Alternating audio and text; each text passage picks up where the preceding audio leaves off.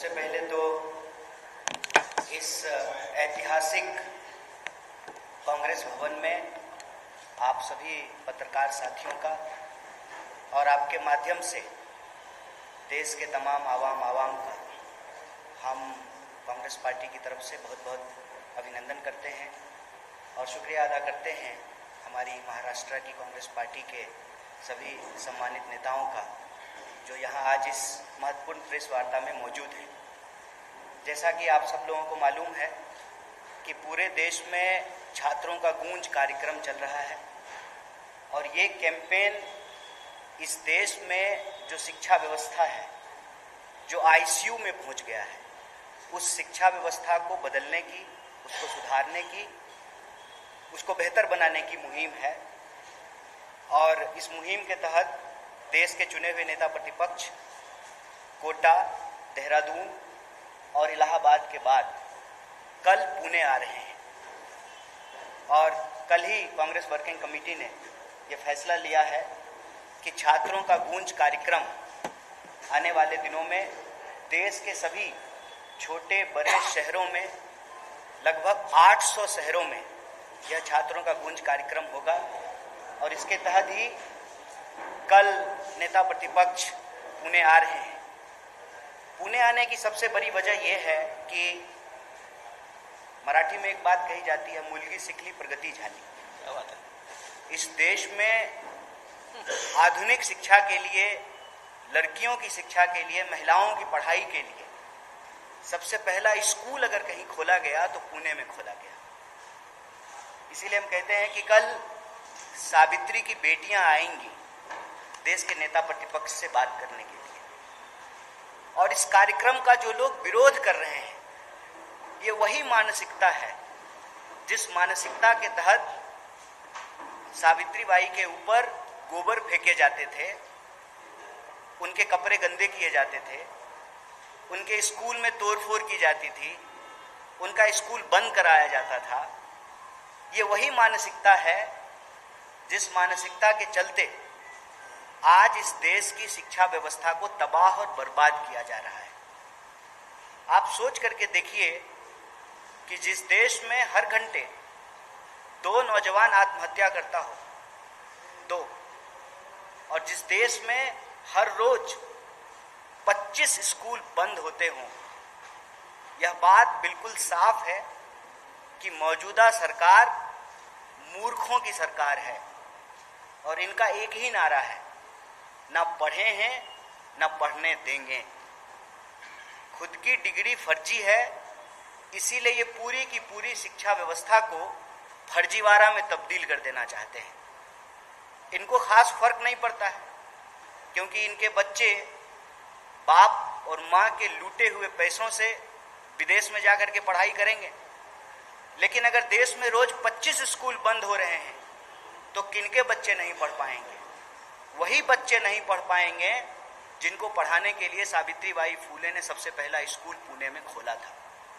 इसीलिए कल नेता प्रतिपक्ष पुणे में आकर के सिर्फ लड़कियों से बात करेंगे और यहाँ से पूरे देश को ये संदेशा देने की कोशिश करेंगे कि शिक्षा हमारा अधिकार है। आज इसको विशेषाधिकार बनाया जा रहा है। ये फंडामेंटल राइट है, इसको आज प्रिविलेज बनाने की कोशिश की जा रही है। आप बताइए कि अगर ग्रेजुएशन के लिए 30 लाख रुपया खर्च करना पड़े, वो 80 करोड़ लोग जो 5 किलो अनाज लेने के लिए लाइनों में लगे हुए हैं, क्या उनके बच्चे 30 लाख रुपया देकर के ग्रेजुएशन कर पाएंगे? और ग्रेजुएशन करने के बावजूद 10 साल में 152 बार पेपर लीक हुए हैं। 152 बार, मतलब कोई ऐसा महीना नहीं है कि इस देश में कहीं ना कहीं पेपर लीक ना हो रहा हो। अभी पुणे म्युनिसिपल कॉरपोरेशन का पेपर लीक हो गया है, इससे पहले महाराष्ट्र का एक और पेपर लीक हो गया था। तो हर रोज पेपर लीक हो रहे हैं, रोज विद्यार्थियों की आत्महत्याएं हो रही हैं, रोज 25 स्कूल बंद किए जा रहे हैं और शिक्षा धीरे धीरे लोगों के पहुंच से दूर होती जा रही है। हम ये नहीं कहते हैं कि निजी स्कूल नहीं होना चाहिए, होना चाहिए, लेकिन सरकारी स्कूल होना जरूरी है। और सवाल ये बनता है कि सरकारी पैसे पर देश के सरकारी प्रधानमंत्री लाल किले के प्राचीर से ज्ञान बकते हैं, लेकिन उनके मुंह से एक शब्द नहीं फूटता है कि इस देश में रोज 25 स्कूल क्यों बंद हो रहे हैं। और सिर्फ स्कूल नहीं बंद हो रहे हैं, सैकड़ों इंजीनियरिंग कॉलेज बंद हो गए। स्थिति ये है कि आंख फोड़कर पढ़ाई करने के बावजूद, महंगी पढ़ाई करने के बावजूद, लाखों रुपया कोचिंग और ट्यूशन पे खर्च करने के बावजूद, आईआईटी जैसे इंस्टीट्यूशन में एडमिशन हो जाने के बावजूद भी आज जॉब की कोई गारंटी नहीं है। एक साल में 1 लाख लोगों को भी जॉब नहीं मिल रहा है। आईआईटी से जो ग्रेजुएट हैं उनको कैंपस प्लेसमेंट नहीं मिल रहा है। तो आप अंदाजा लगाइए कि इस देश की शिक्षा व्यवस्था को कहां पहुंचा दिया गया है। अव्वल तो आपके पास यदि पैसा नहीं है तो आप अपने बच्चों को नहीं पढ़ा सकते हैं। एलकेजी में एडमिशन के लिए उतना डोनेशन लग रहा है जितना तक में कॉलेज का एडमिशन हो जाता था। माँ बाप परेशान हैं बच्चों का एलकेजी में एडमिशन कराने के लिए। बच्चों का एडमिशन लेने के लिए माँ बाप का इंटरव्यू लिया जाता है। बताइए, बच्चे को पढ़ना है ना कि माँ बाप को पढ़ना है? अगर किसी का माँ बाप मूर्ख है, वो अपनी पढ़ाई नहीं कर पाया, तो क्या उसके बच्चे को पढ़ने का अधिकार नहीं है? गृह मंत्री का बेटा क्रिकेट नहीं खेलता है, लेकिन वो बीसीसीआई का सेक्रेटरी बन सकता है। लेकिन इस देश में गरीब का बच्चा पढ़ाई नहीं कर सकता है। पढ़ाई इतनी महंगी कर दी गई है कि आम लोगों के पहुंच से शिक्षा दूर हो गई है। किसी तरह से जमीन बेचकर, पेट काटकर, अपने सेविंग्स को खर्च करके अपने बच्चों को आप पढ़ा भी लें तो ऐसी मूर्खों की सरकार है कि इनसे 10वीं का एग्जाम नहीं लिया जाता है। 10वीं का सीबीएसई के इस बार के पेपर में ऑन स्क्रीन मार्किंग के चलते जो पास थे उसको फेल कर दिया, जो फेल थे उसको पास कर दिया।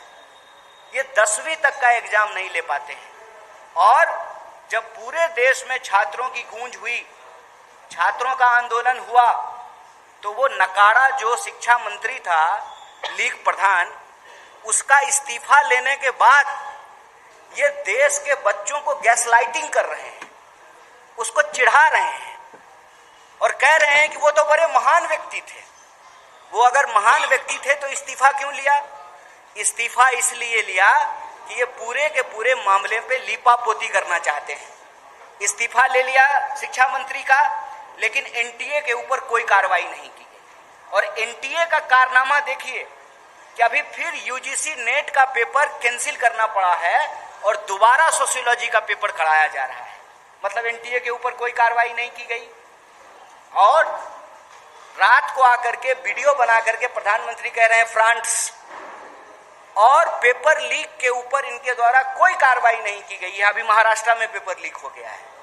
ये नकारों मूर्खों की सरकार है। ये ना पढ़े हैं ना पढ़ने देंगे।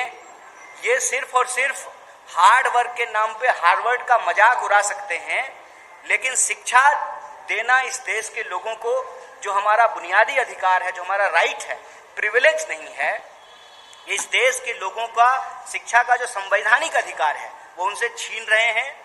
और कांग्रेस पार्टी का संकल्प ये है कि शिक्षित भारत से विकसित भारत बनेगा, मूर्खों के भारत से विकसित भारत नहीं बनेगा।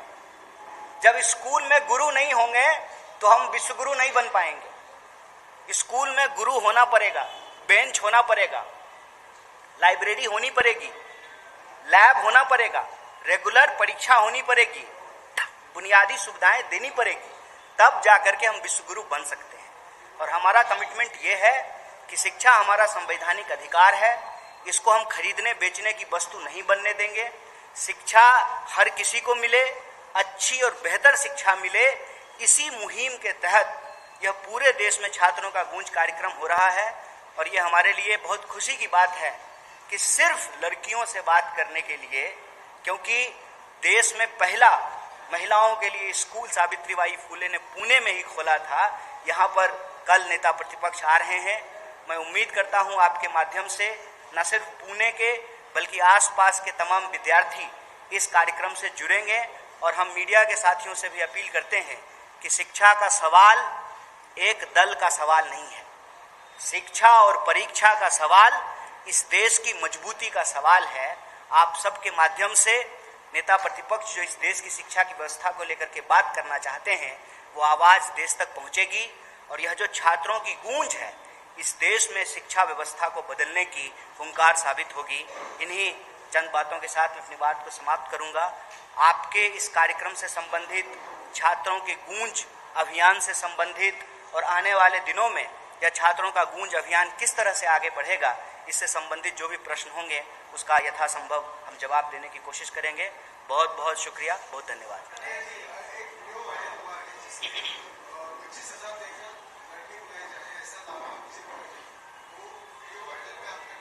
कौन बीजेपी? किसकी वाली बीजेपी की बात कर रहे हैं? वो बीजेपी जो अब अमेरिका और चाइना के सामने सरेंडर हो गई है, या वो बीजेपी जो अभी भी आरएसएस के कंट्रोल में है? आप लोग अभी भी बीजेपी को सीरियसली ले रहे हैं? आप किस ने मतलब आप बीजेपी का सवाल हमसे पूछ रहे हैं? बीजेपी का सवाल पूछना है ना, तो सभी पत्रकारों को एक चिट्ठी लिखना चाहिए इस देश के बड़बोले प्रधानमंत्री को। मन का बात करने का फुर्सत है बुढ़ऊ को? लाल किला से जाकर के भाषण देने का फुर्सत है? इस देश के मीडिया से क्यों नहीं बात करते हैं? और आप बीजेपी का सवाल हमसे पूछते हैं? बीजेपी आज तक इस देश में कौन सा सही बात की है, हमको बताइए। बीजेपी का तो यही काम है कि हर बात में विवाद करना। हम जो आपके सामने प्रश्न लेकर के आए हैं, इसका जवाब है इस देश के शिक्षा मंत्री के पास। देश का मौजूदा शिक्षा मंत्री कह रहा था कि पुराना शिक्षा मंत्री बहुत महान थे, सबसे बड़े महान वही पैदा हुए थे और हम उनकी ही महानता को आगे बढ़ाएंगे। अब जब इतने ही महान थे तो इस्तीफा क्यों ले लिया आनन फानन में? ये मूर्खों की सरकार है, मैं कह रहा हूं। ये इस देश को तबाह कर देंगे। एक सही प्रश्न का जवाब जो है इस सरकार की तरफ से नहीं आता है। आज हम शिक्षा को लेकर के बात करने के लिए आए हैं।